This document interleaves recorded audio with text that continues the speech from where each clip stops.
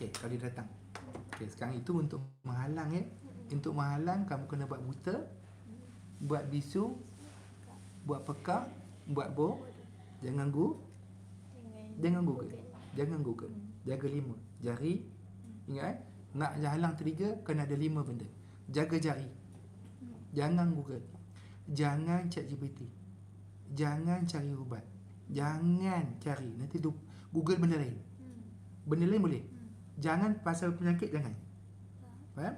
Yang kedua, mulut jangan cakap. Lepas ni kamu boleh sembuh lah. Dos kamu sepatutnya separuh aja. Dari sebiji-biji kan? Okey, lepas ni Aisyah, kamu tak perlu sebiji, kamu perlu separuh aja. Itu pun bila perlu. Okey? Okey. Jaga mata, jaga telinga. Buat pekak. Yang seronok dengar. Yang tak suka, yang benci, yang menyampah, yang meluat, buat apa?